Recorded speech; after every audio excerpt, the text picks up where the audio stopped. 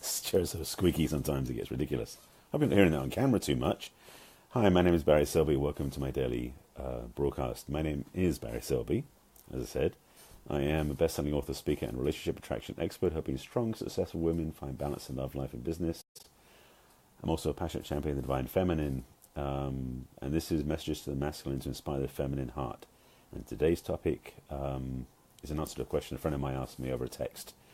I'm not going to name her here, but I'll let her know after the broadcast that this is for her, so she'll know, and she can take a look. But this is basically not just for her, because she's not the only one dealing with this. So, I've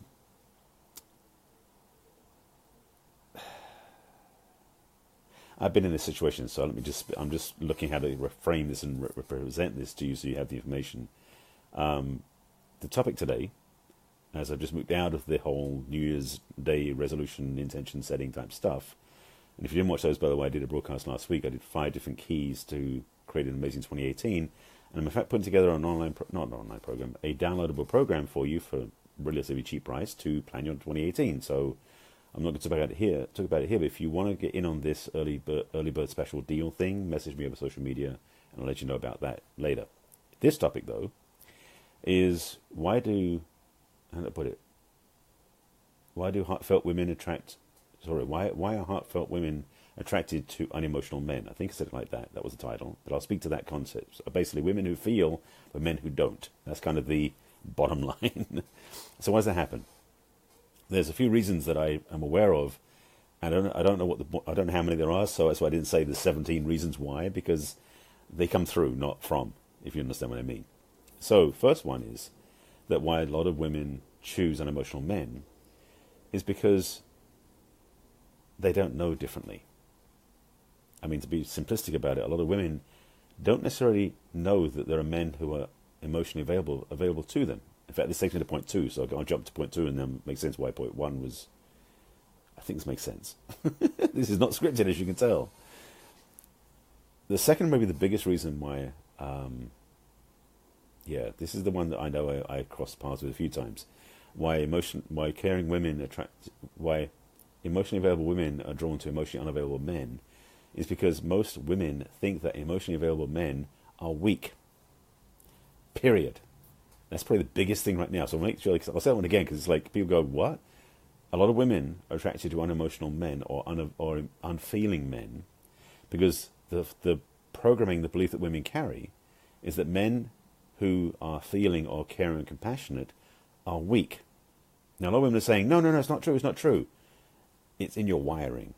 It's in your DNA. It's in your programming, because for so many women out there, the wiring has been that men had to be strong and solid and unemotional and unmoving and unfeeling to be the right sort of guy.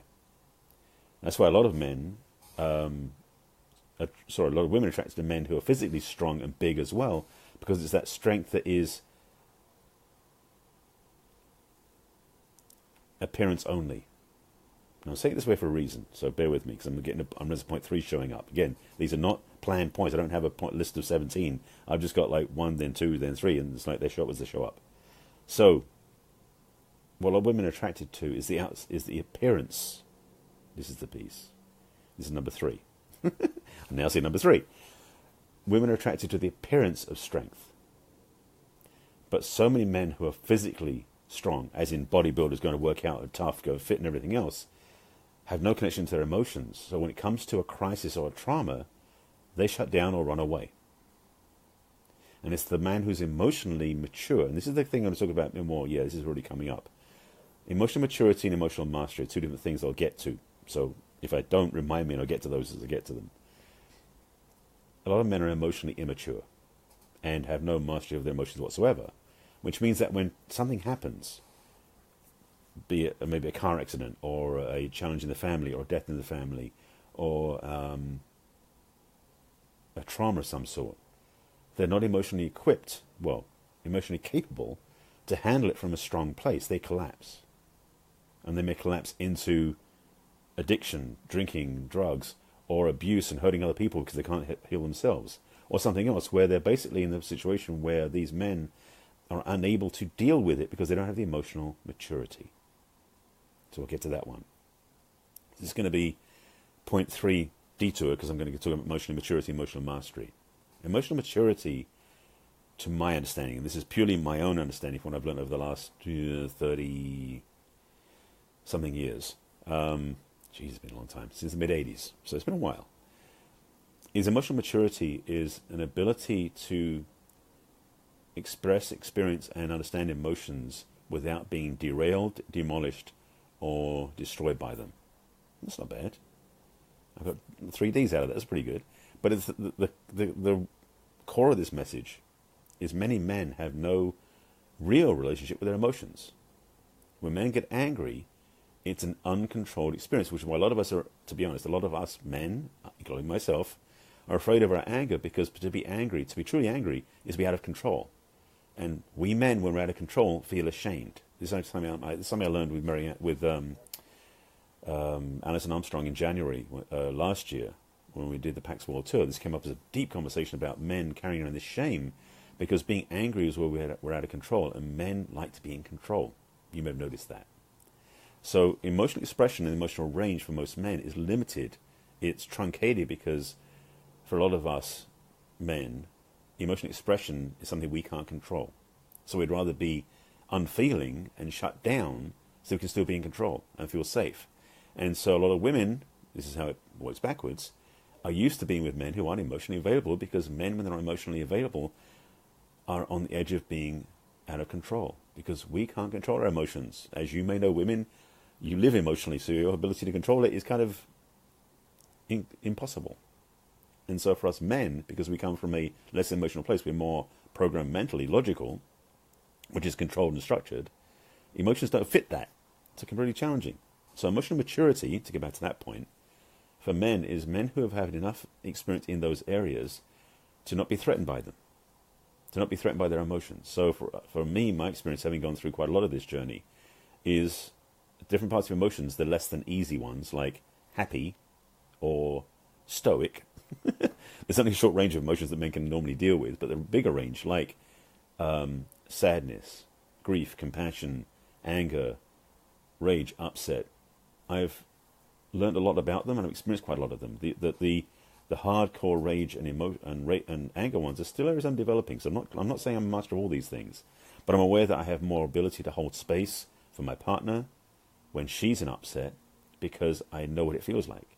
Not the same. And let me be clear about this. Women feeling emotion and men feeling emotion are two different experiences, very much Mars and Venus. But the recognition is, having experienced them, having experienced our own emotional lack of control, we know how to hold space and create that safety for our partner, for her to feel the emotional expression safely. That's a powerful place for love and relationships to work. Because for most men, when emotions come up in their partner, they shut down, run away, because most men don't have that emotional maturity. Emotional mastery, I would say, and this is maybe an impossible term, because mastering emotions is not something we want to try and do. Because mastering emotions is borderline controlling them, which is what most men do anyway. That's not mastery. That's limitation. That's shutting down. So I was on point number 3. There may be a point 4. Let's see again. So a lot of women are attracted to men who are emotional because, this is point 4, because they're used to that. Most men are emotionally unable to express, so most women are basically used to dealing with men who aren't emotionally available, so they don't go looking for that. They've taken that off their checklist. A lot of women have taken off their checklist an emotionally available man because they don't see it. They've given up trying. They don't worry about it anymore. Or I should say, they don't hope for it anymore. Ladies, we men who are emotionally available are out there, just so you know. I want to make sure you get that. So that's number 4. But I want to go back to, number 2 for a second. No, do I? Just in case, come into my mind and find what's going on. I'm watching these points flicker through, and I'm just seeing where I want to go with them because I want to get these points covered. And I'll have to watch the replay to see what ones I talked about because I don't remember which ones came through first. But the piece about this I want to get clear to you ladies is that, here it is. The thing I want to get clear to you ladies watching this is that You deserve, you can find, and there are out there, an emotionally available, emotionally mature, and emotionally expressive man who is still strong, safe, solid, and sexy. That sounds pretty good. But it's the truth.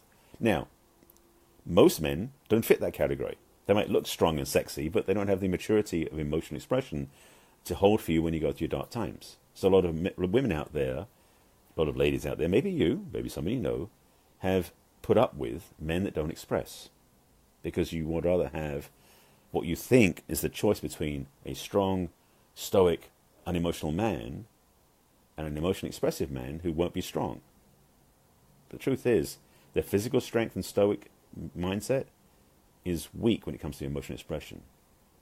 The emotionally open and available man is solid, rock, strong in his emotional strength and can hold for you. So this may be a rewiring for some of you ladies out there. And this comes back to... I've got to tell my story. Okay, I'm just watching what's coming up. This goes back to how we were raised. Most of you ladies were raised with men who were not emotionally expressive. I was raised with a man who wasn't emotionally expressive either that much, so I tended to rebel against that because the programming that drops down, either we mimic or we rebel against what we were raised with. I discovered this recently. And for myself, I look back, I was raised by a very emotionally unexpressive man. That's the way my dad was. He was a product of the 40s. Actually 30s, 40s, and he was born in the 30s, I guess. Yes. No, 20s. Damn. He turned 90, so I'm just trying to backtrack.